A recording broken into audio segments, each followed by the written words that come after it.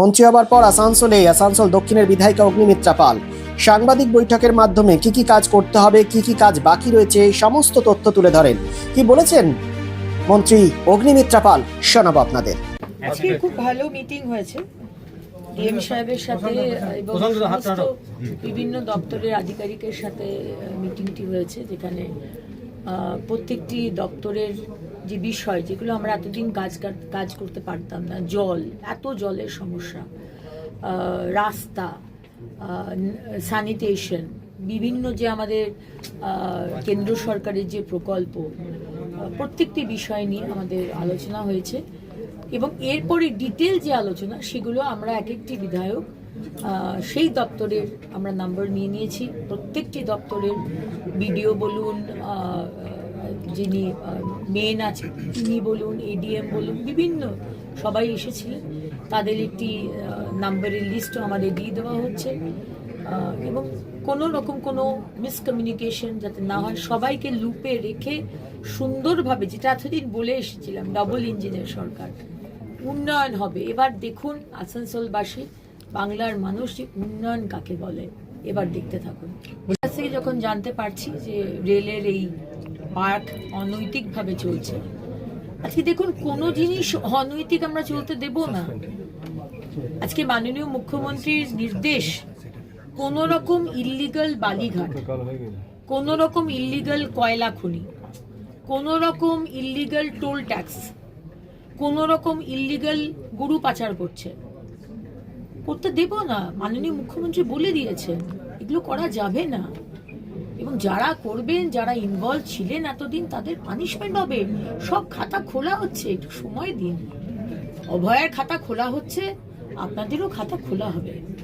যারা 2021-এ post-poll violence করেছিলেন, ভেবেছিলেন আপনাদের রক্ষা করবে মমতা ব্যানার্জি, আপনাদের রক্ষা করবে এখানকার টিএমসির নেতা মন্ত্রীরা, আপনারা মারধর করেছেন, ঘরছাড়া করেছেন, আপনাদেরও খাতা খোলা হবে।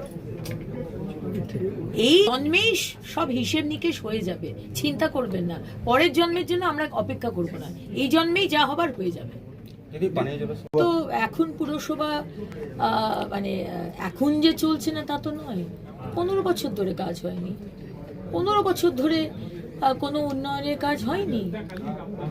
মানে টেন্ডার দেওয়া হয়েছে কিন্তু টেন্ডারের কোনো মনিটরিং হয়নি যে কাজটা ঠিক মতো হচ্ছে কিনা। আমরা জানতে চেয়েছি যা কাজ ইন প্রসেস, আমরা প্রত্যেকটি বিধায়ক আমরা দেখতে চাই সেই কাজ গুণমান দিক থেকে কতটা বেটার, কতটা ঠিক মতো কাজ হয়েছে। আজকে যা পথশ্রীতে রাস্তার স্যাংশন করা হয়েছে, আমরা জানতে চাই সেই রাস্তাগুলো কোথায়, কি কাজ হচ্ছে।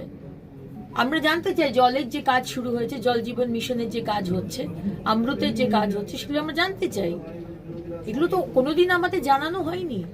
আর যদি আজকের দিনে নটা বিধানসভায় আমরা জিতেছি, আর যদি 9টার মধ্যে 2টো তৃণমূল জিতো বা অন্য কোনো দল জিততো, আমরা কিন্তু তাদেরকেও আজকে এই বৈঠকে ডাকতাম। আমরা কিন্তু সবাইকে নিয়ে কাজ করতে চাই, মাননীয় প্রধানমন্ত্রী নরেন্দ্র মোদীজির সবকা সাথ সবকা বিকাশ কথা ভেবে, কিন্তু আমাদের তো 15 বছর ডাকা হয়নি।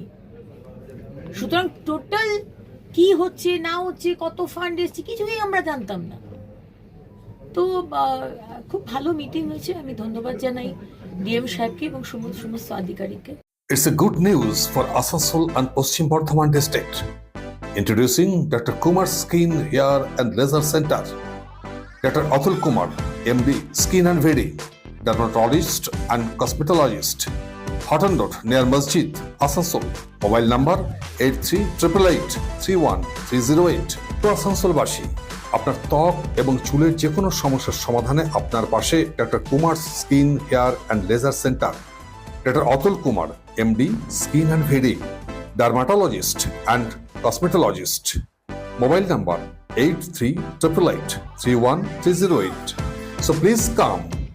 Dr. Kumar's Skin, Hair and Laser Center, Hotton Road near Masjid, Asansol.